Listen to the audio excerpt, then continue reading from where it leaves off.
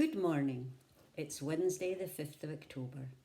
I'm Esther Kidd, a member of East and Old Church here in Forfar. Where has the summer gone? In the words of the poet Keats, we are now into the season of mists and mellow fruitfulness. I'm not a great lover of poetry, but this poem has remained with me since school days. Some of you will remember the cold, tatty mornings, 2 weeks of hard work, but the pay packet at the end made it all worthwhile, and the money was probably used to buy winter school jackets. Way back in June, Bob received a Virgin voucher from one of the family for a trip on the River Forth, travelling underneath the 3 famous bridges. But we hadn't booked a place so far, and so we thought time to get it booked before the weather began to get colder and, worse still, choppy waters. It was a beautiful sunny day on Saturday 24th of September with hardly a cloud in the sky. With our trusty bus passes in hand, we started our journey to Edinburgh. Early bus to Dundee, Dundee to Holbeath, and Holbeath to the bridge. However, that same day was the Open Doors Day Edinburgh Way, and there were bus trips organised to take people on the Forth Road Bridge. Having made inquiries previously, we were informed that all the places had been booked, which left Bob particularly disappointed. We arrived at the bridge and decided to go and see the exhibition on show that day. But after inquiring, we got 2 cancellations for the bus trip 30 minutes later. Just enough time to have a quick coffee. Some of you will remember the bridge was opened by Her late Majesty Queen Elizabeth on September the 4th, 1964. It was the first of its kind in Scotland, a suspension bridge, and was a magnificent sight to see. I actually wrote in my higher English exam about the experience of seeing the bridge for the first time. Guid Passage was the fitting motto given to the Forth Road Bridge. I'll give you just a few brief details of the planning for the building of the bridge.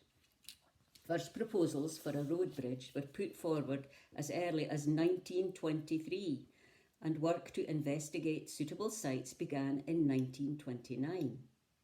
The Forth Road Bridge Order 1947 approved Macintosh Rock as the site for the bridge on the north side and Port Edgar on the south side. In 1958, approval was given for construction to begin, and in 1959, excavation and construction of anchorage tunnels and tower foundations began.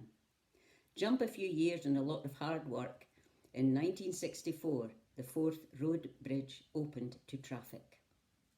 We had never walked on the footpath of the bridge before, and to actually walk on the road was scary. You could feel the road moving beneath you when the service buses drove past. Only service buses and taxis are now allowed to use the road bridge. The structure below was so intricate, and of course you never see it from a car or a bus. The towers looked enormous, towering 156 metres above us. But the most fascinating part for me was seeing where the thousands of high tensile steel wires, over 30,000 miles in length, holding up the bridge, were concreted into the rocks.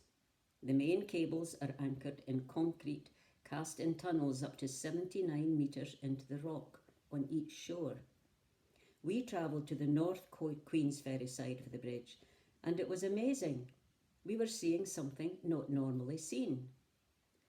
According to Google, 250 million people have travelled over the bridge over the years and probably gave very little thought as to how it was constructed. The Bible says, "The wise man built his house upon the rock," and this is so true of the Forth Road Bridge. I think a lot of the time we don't appreciate what's below the surface of most of the things that we take for granted.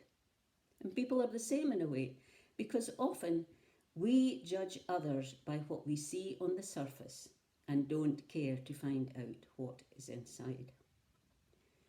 Jesus said, "Look below the surface so you can judge correctly. But the bridge has had problems over the years. Perhaps some of you remember seeing a TV programme about the bridge when it was discovered that some of the wires were breaking inside the main pipes holding up the bridge. And it's amazing what has been done over the years to make sure that all the enclosed wires are kept dry. A constant stream of air is blown through the pipes to make sure no moisture gets in. After our unbelievable road bridge trip, we made our way to Port Edgar, where we would board the Fourth Princess.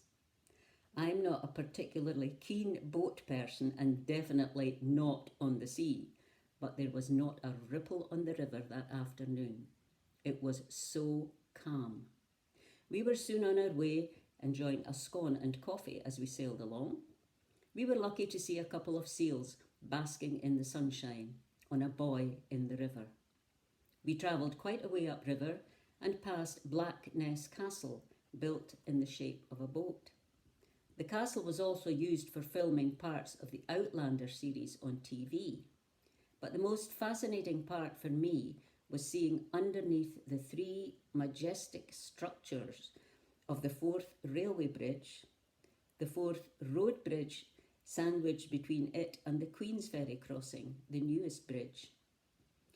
Again, so much is going on that we never see from the car or a bus or a train in the case of the railway bridge.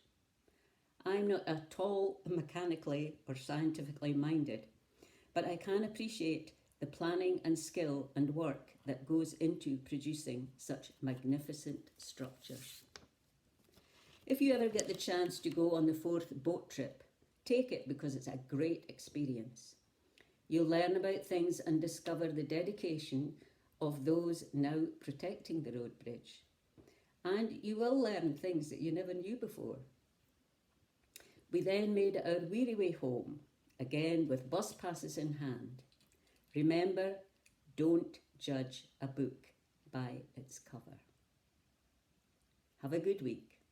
Bye.